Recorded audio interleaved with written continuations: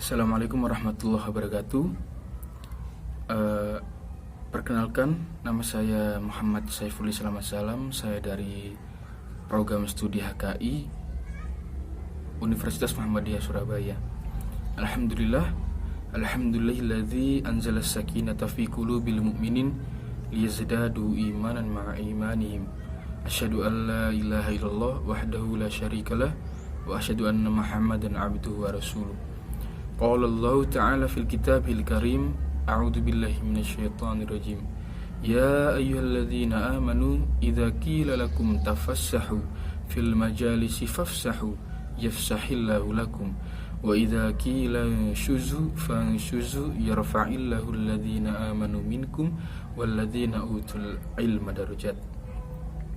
Segala puji bagi Allah Subhanahu wa taala yang telah memberikan kita rahmat, hidayah serta inayahnya, sehingga alhamdulillah pada kesempatan hari ini saya bisa memberikan sedikit pencerahan atau sedikit ilmu kepada penonton sekalian.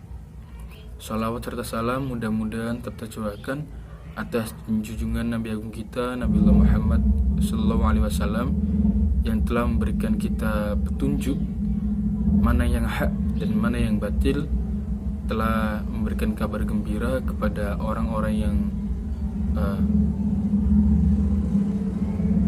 beriman dan memberikan kabar duka kepada orang-orang yang durhaka. Ma'asyiral muslimin rahimani wa rahimakumullah. Di sini akan memberikan sedikit pengetahuan saya tentang yang namanya mahar. Seperti yang diketahui sendiri, mahar adalah sesuatu benda atau harta yang diberikan seorang calon suami kepada calon istri yang akan dinikahinya. Hukum dari mahar ini sendiri adalah wajib, karena mahar ini adalah salah satu syarat dari pernikahan. Kalau seandainya mahar ini tidak dilaksanakan atau tidak diberikan harta seorang suami kepada sang istri tersebut, maka pernikahannya tidaklah sah. Oke.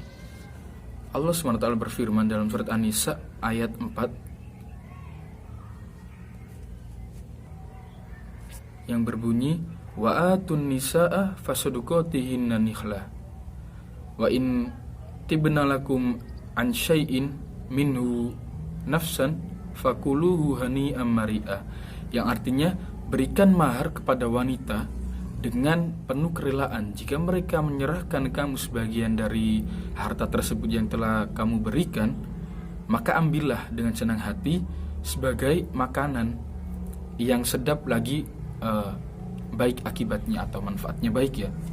Dari sini kita mengetahui bahwasannya yang namanya mahar itu memberikan harta, seorang laki-laki memberikan harta kepada seorang istri dengan penuh kerelaan, bukan dengan dengan ketidakikhlasan, harus ikhlas dan rela. Dan jika mereka, yakni istri, memberikan sebagian mas kawin atau mahar tersebut kepada kita suami, maka kita harus mengambilnya, karena memang ketika harta tersebut udah dialokasikan sebagai mahar dan diberikan kepada seorang istri, maka itu sepenuhnya untuk istri yang mempunyai harta tersebut, dan suami udah tidak bisa mengambil atau menarik kembali harta tersebut karena memang sudah punya istri sepenuhnya. Tapi apabila ketika istri tersebut memberikan hartanya untuk kebersamaan atau kelangsungan hidup, maka boleh saja dimakan asalkan dengan manfaat yang baik, seperti itu. Ma'asyiral muslimin rahimani wa rahimakumullah, ada beberapa juga syarat tentang mahar yang harus diperhatikan atau diketahui. Yang pertama, mahar harus berupa harta atau benda yang berharga. Jadi pastinya ya, ketika kita memberikan harta, yang namanya harta itu harus berharga. Kalau seandainya nggak berharga, buat apa kita ngasih mahar yang nggak berharga? Contoh saja, kita ngasih istri kita mahar biji kurma, ya kan? Biji kurma, apa manfaatnya? Gak ada manfaatnya gitu loh, gak ada berharga-berharganya. Contoh lagi batu kerikil, satu batu kerikil buat apa? Ya kan? Dijual kembali juga gak bisa, dibikin makanan juga gak bisa, ya kan? Jadi yang pertama syaratnya harus harta tersebut berharga, setidaknya bisa dijual kembali.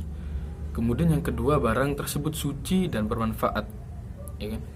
Tadi yang sudah saya jelaskan, harus bermanfaat dan juga harus suci. Tidak boleh barang-barang yang najis bahkan ataupun haram, tidak boleh digunakan sebagai mahar. Karena dari Islam sendiri juga memerintahkan umatnya untuk menjauhi hal-hal yang najis ataupun yang haram. Apalagi mau dibuat mahar, jelas tidak boleh. Yang ketiga, barang mahar tersebut adalah barang milik sendiri, bukan barang-barang gosip atau mencuri. Karena seperti yang dijelaskan di poin kedua tadi, barang itu harus suci dan bermanfaat. Kalau haram, jelasnya tidak suci, ya kan?